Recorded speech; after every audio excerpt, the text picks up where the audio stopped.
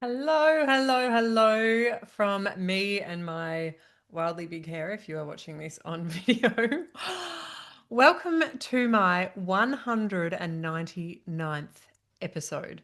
Holy shit, that's insane. That is insane, especially given I had like the best part of a 2 year break. The fact that, 5 years later, this is still all happening feels so special. So, so special. On the weekend, I turned 40.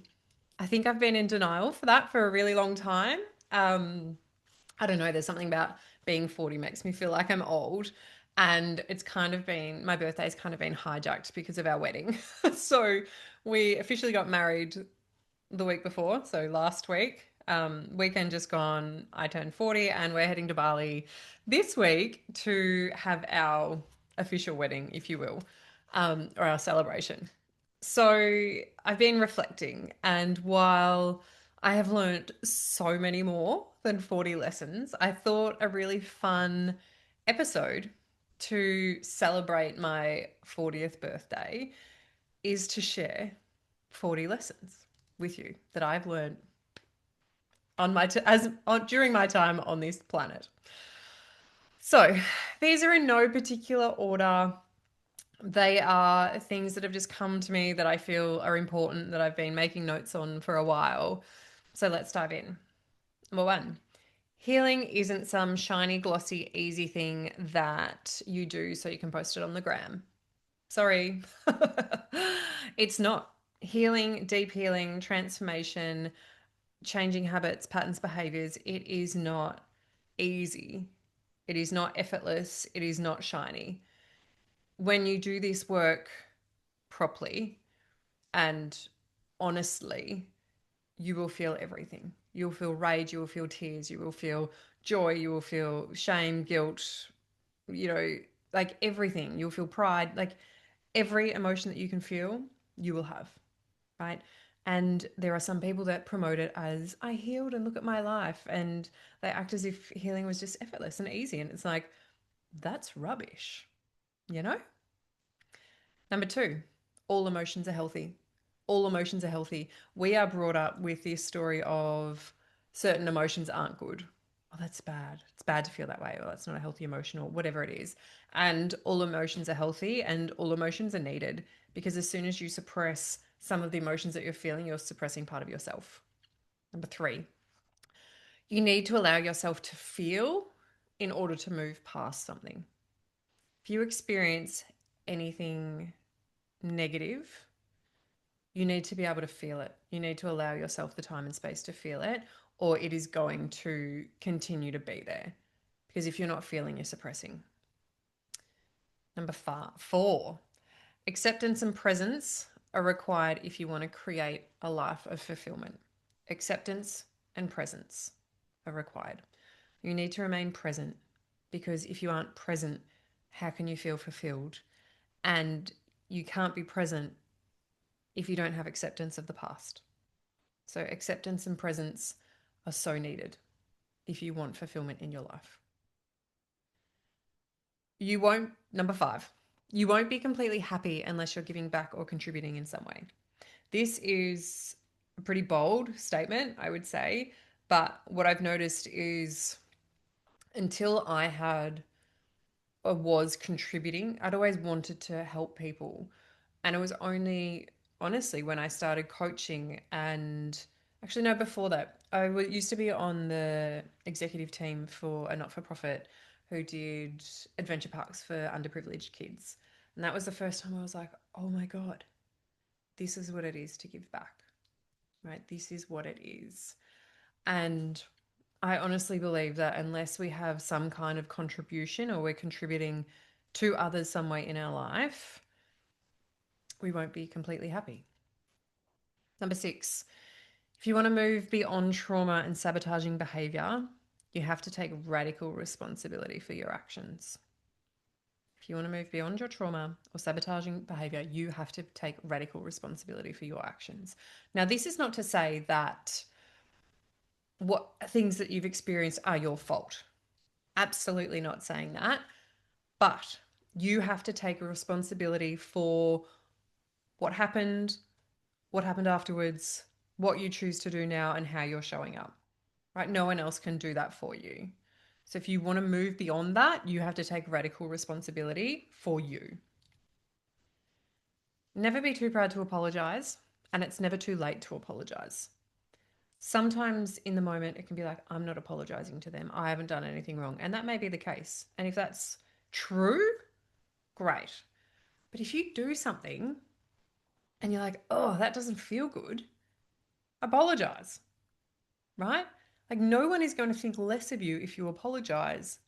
And similarly, if you have something that you can't seem to move past or get over that's still coming up from the past, just apologize. It was a few years ago now. I had this, and it's happened a couple of times to me, if I'm honest, where I've spent a lot of time healing, right? A lot of time. But every now and again, I just have like this memory come up. And that memory lives with me. Like it does not go away. And it's like, fuck, this is annoying. And I had one, and I've shared this before previously, but if you're new here, I'll share it again. Very embarrassingly, when I was 15, my best friend at the time had, well, stolen my boyfriend. um, Neither of us are with him now, so it's fine to share. And I got sick, like I was sick. But because I was jealous of and pissed off about what had happened, I told her that I was dying. I wasn't dying. And I cringe at the fact that I did, but I said, I'm really sick and, if something doesn't happen, like I could die. Oh, it seems so ludicrous to share that right now. But anyway, a few years ago, it just kept coming up. It just like was just there. It was like, oh, it wouldn't go away. I was like, fucking hell. Anyway, and then randomly I posted something on social media and she sent me a message being like, I wish we had someone like you when we were fucked up teenagers. And I was like, on that, I am so sorry. And it was something that I needed. I didn't need anything from her, right? It wasn't any, I didn't expect anything. I didn't need anything, but I needed to apologize because it felt so wrong within me that I had concocted this massive lie. Um, and randomly she was like, I had actually completely forgotten about it, but I think I stole your boyfriend, so I probably deserved it. You know? So it's never too late to apologize and never be too proud to apologize. Addition to that, don't apologize if you don't mean it, right? Don't apologize to keep the peace because it's just not, it's bad juju. Number 8, closure doesn't always come from other people. Sometimes you have to create and find closure yourself. What I mean by that is sometimes you will have been harmed and hurt by other people, or something has happened, and in order to move on, you feel like you need to have a conversation with them or you need answers from them or, whatever. Sometimes you're never going to have that opportunity. And, if you do have that opportunity, amazing. But if you don't, you need to find a way to create that closure for yourself. There are people and situations that have happened in my life where I've really felt like I needed closure from the other person and I knew that I wasn't going to get it. So I had to do that work for myself. So sometimes you won't get closure from the person that's caused you harm. You have to create it yourself. If you have experienced, number 9, if you have experienced trauma, you will always be triggered. Pom, pom, pom. I don't mean to be doom and gloom here, right? But what I mean by this is, and it's not like you're going to be triggered every day. When you experience trauma and it's fresh, yes, the triggers are going to be more frequent, more often, that kind of thing. But even now, 10 years after me starting my healing, there are still certain things that trigger me, right? And there always will be. And whether it's a trigger based on my experience or whether it's a trigger because of what I believe in, it is what it is, right? I get the privilege and have the privilege of getting curious with why I'm triggered to work out what's going on. But if you've experienced trauma, you will always be triggered in some way. Number 10, you have to constantly, continuously, and always do the work. I don't mean every second of every moment of every day, you must be doing the work. Deep in healing, deep in growth, deep in transformation. No, no, no, no, no. But if you want to live for yourself, you will constantly and continuously be asked to do the work. Because if you stop doing the work, you stay where you are, right? So, what the work is will also change depending on where you're at in your life. Number 11, I'm a channel. Yeah, that's kind of it.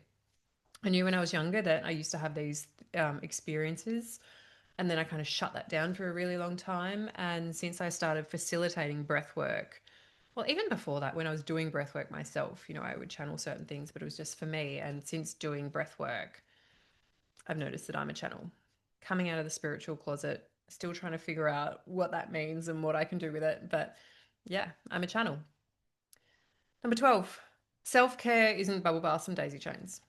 Although I'm not sure who makes daisy chains anymore. But yeah, self care isn't always just go and have a bath or go and make a daisy chain. Sometimes self care feels challenging.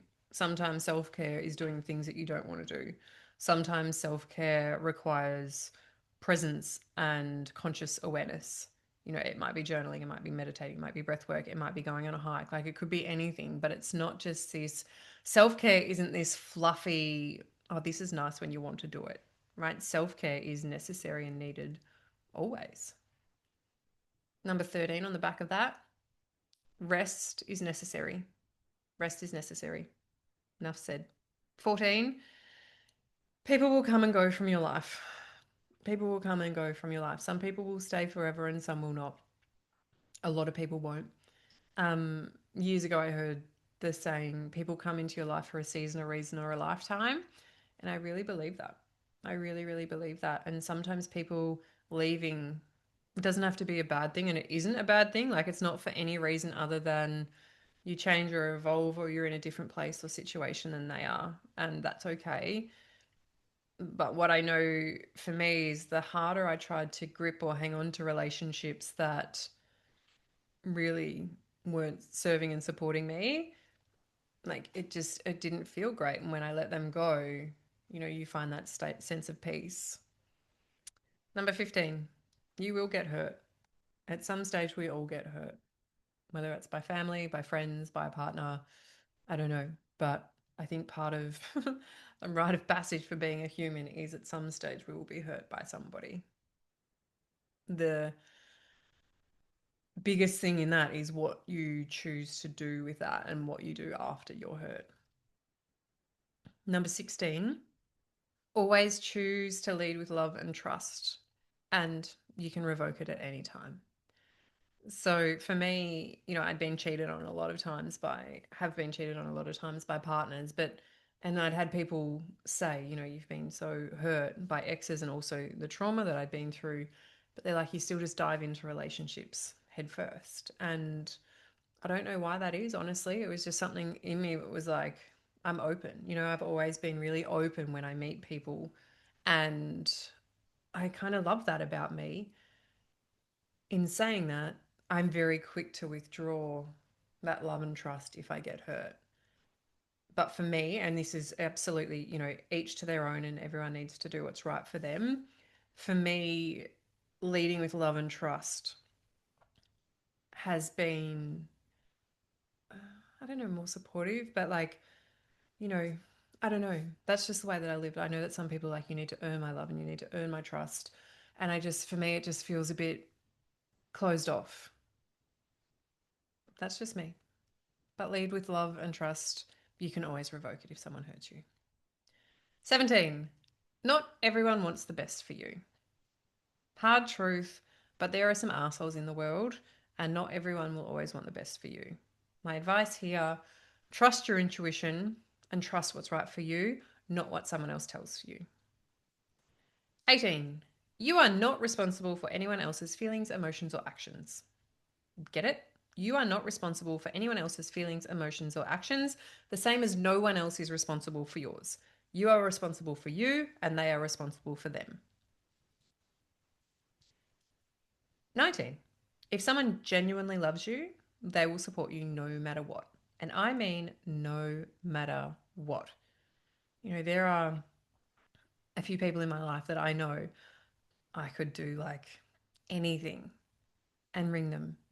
I probably wouldn't ring them, depending on what it was. I'd like speak to them in person, but I could tell them anything, and I know that they would be there for me. They might tell me I'm a fuckhead and I've fucked up, but they would still support me. And I know these people love me. Number 20, expectations lead to disappointment. This is one of the biggest sayings and the biggest grounding points for me. Whenever I feel like I'm disappointed about something, it's usually because I've set an expectation of what it should look like. Expectations are different to goals, but if you set expectations, it's likely going to lead to disappointment when it doesn't go to plan because you're so rigid in your thinking, as opposed to goals where it's like, this is what I want and this is what I'm going to work towards. And I don't know how I'm going to get there, but it's going to get there, as opposed to an expectation, which is like, this is what I want, this is how it's going to happen, and this is when it's going to happen. And then as soon as it doesn't, we're disappointed. 21, curiosity over criticism. Whenever you are looking internally or going through something or processing anything, approach it with curiosity over criticism. We are critical enough of ourselves as it is. We don't need more of it.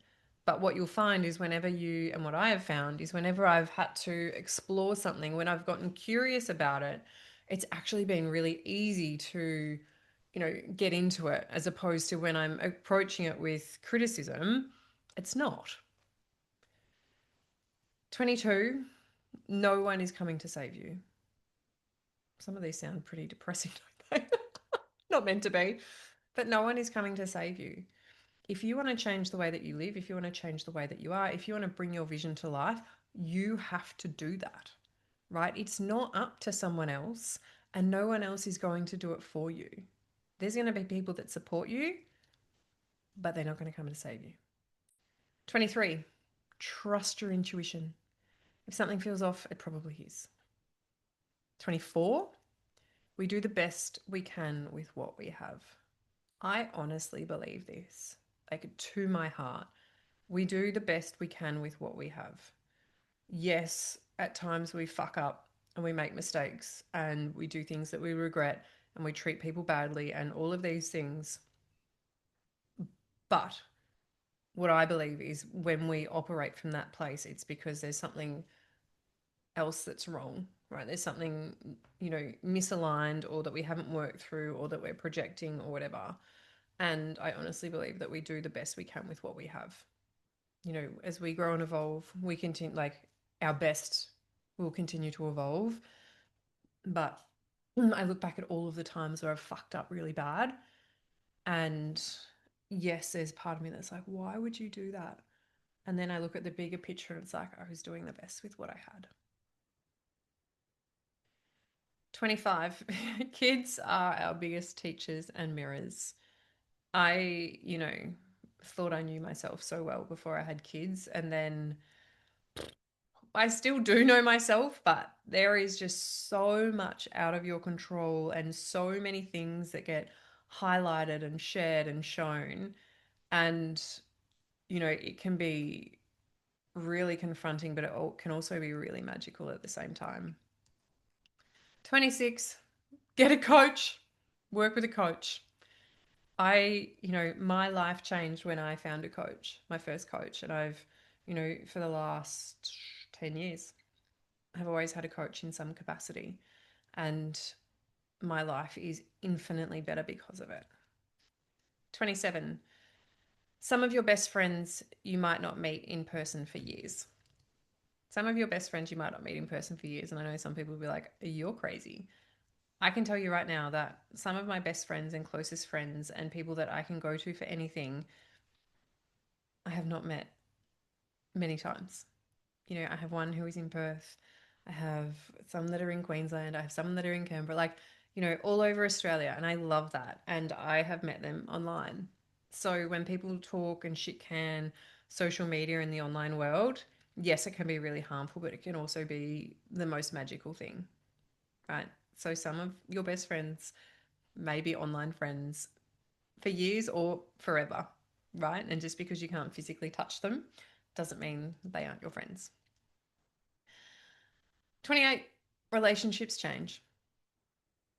We change, we evolve, relationships are going to change, relationships are going to evolve. Trying to hang on to a way trying to hang on to how things were just keeps us stuck. You know, allowing that flow and expansion and evolution, you know, everything changes. The one thing that we are promised is change. So of course relationships are going to change. 29. Until you've healed, you'll project your shit onto other people. It's true. If you haven't healed, it's always going to be someone else's fault. Or you're going to lash out or treat people in a way that, maybe isn't aligned with who you are, but it comes from a place of being wounded. It comes from a place of being wounded. So until you heal, you are going to project. It's the same as when people project onto you, it's because there's something in them that is still wounded and hasn't been healed. 31. Oh my God, we're on the final 10. Everyone has guilt around setting boundaries initially.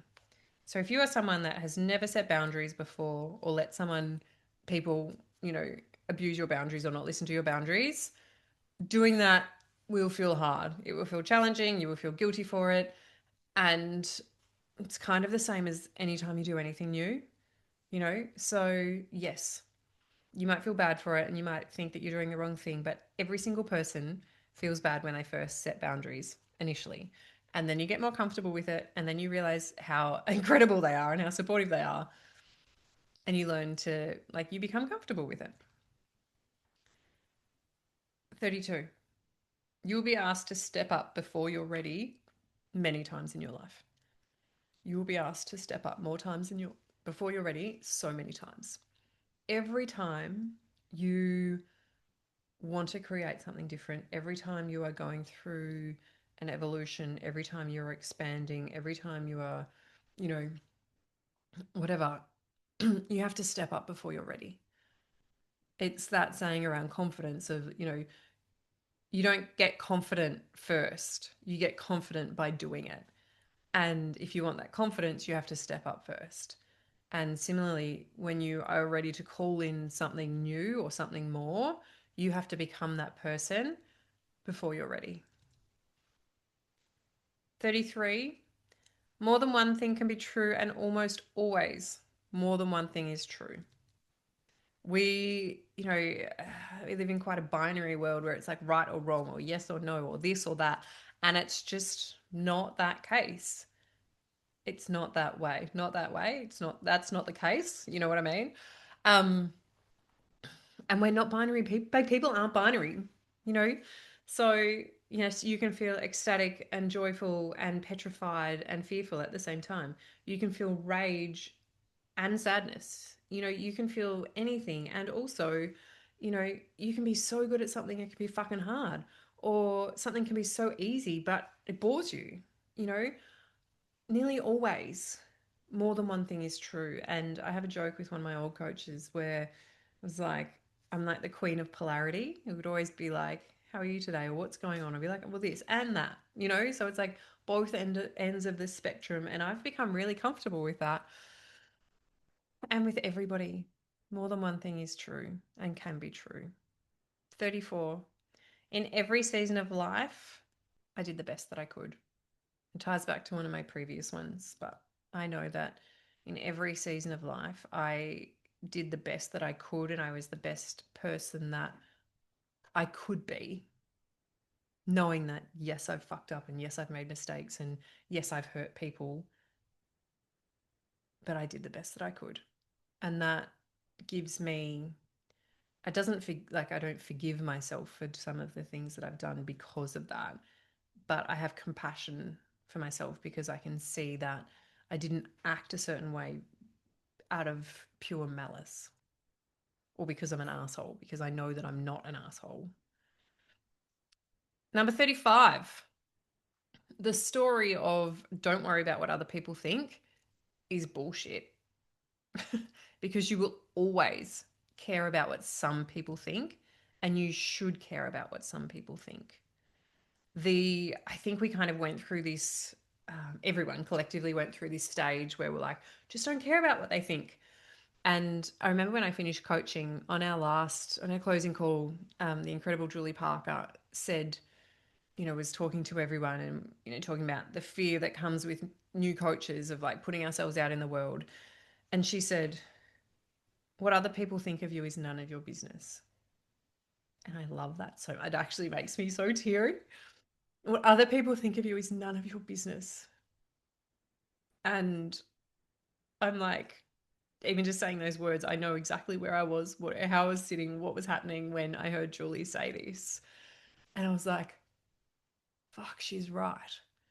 Now, that doesn't mean that you shouldn't care about what people think, right? That doesn't mean like go out with a big fuck you attitude. What it means is there are going to be people in your life that you respect, that you care about, that, all of that. So, yeah, you're going to care about what they think. And you should, like, because we're people and we create relationships based on connection. 36. I am not stronger by myself and I don't have to do it by myself.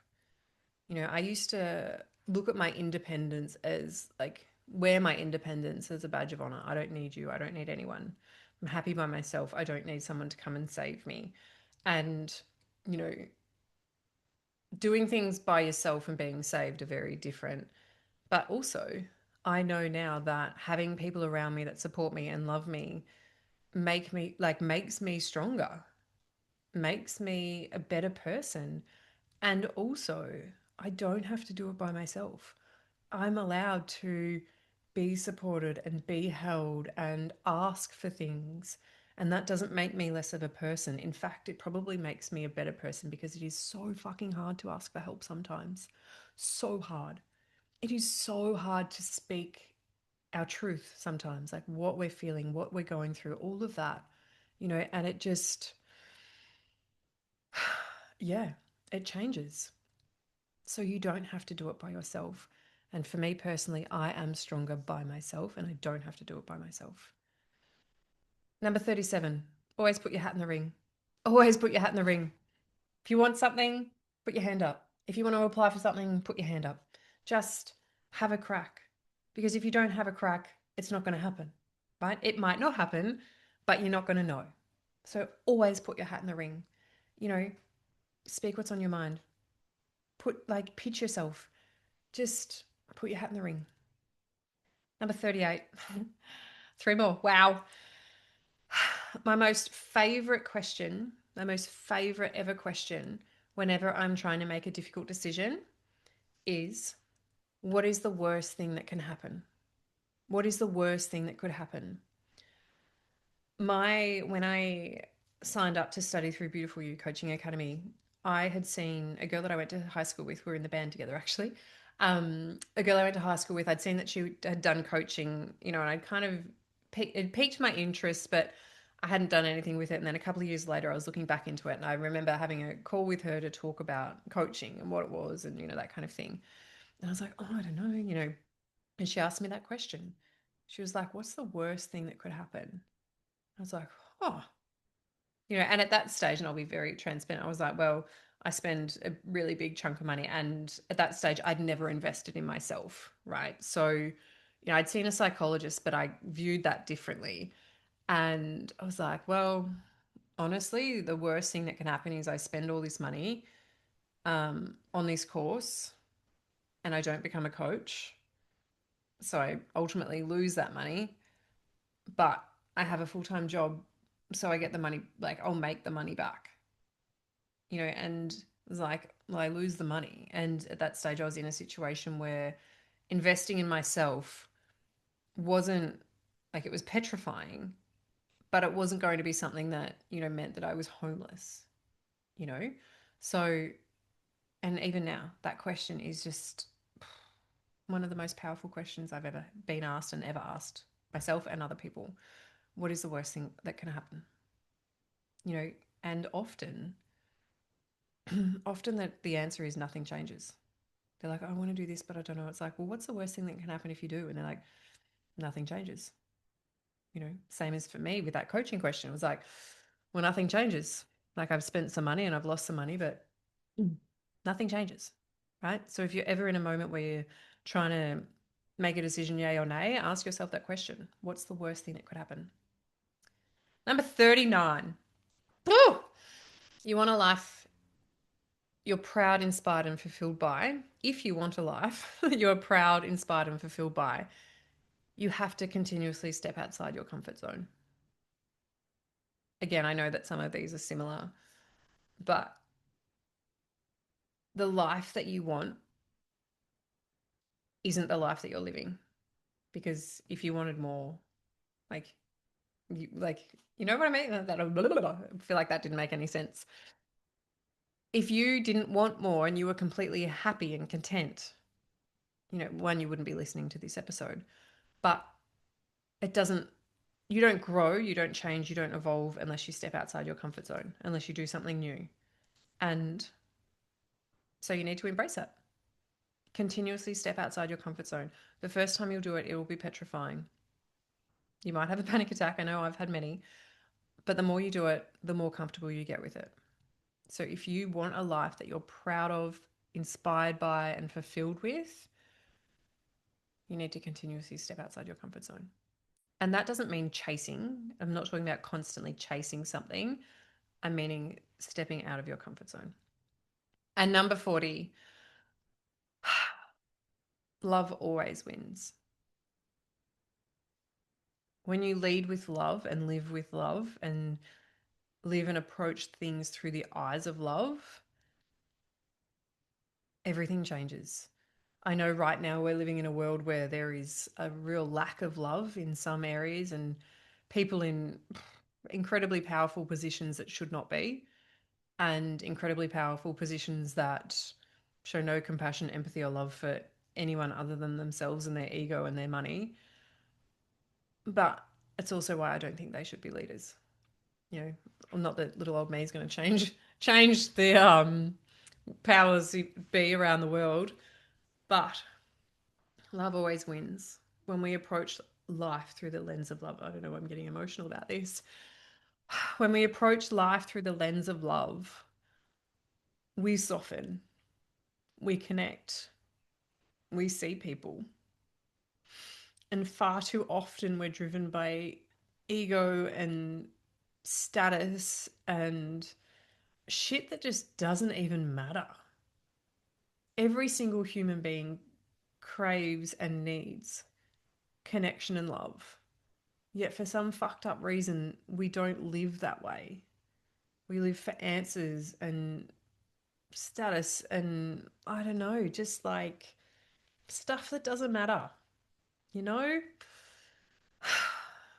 So always lead with love. Love always wins. And I do believe that. I do believe that love will always win. It's just unfortunate that there's so many people that don't, and that's why we need healers in the world. That's why we need coaches in the world. That's not why we need people who see humanity for who they are as opposed to better than or less than or not enough or different. So that, my friends, is my 40 lessons in 40 years.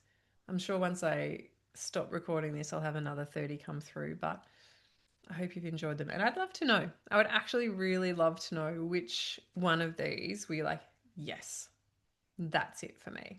What's your favorite? Favorite one, favorite five, whatever. Share them with me.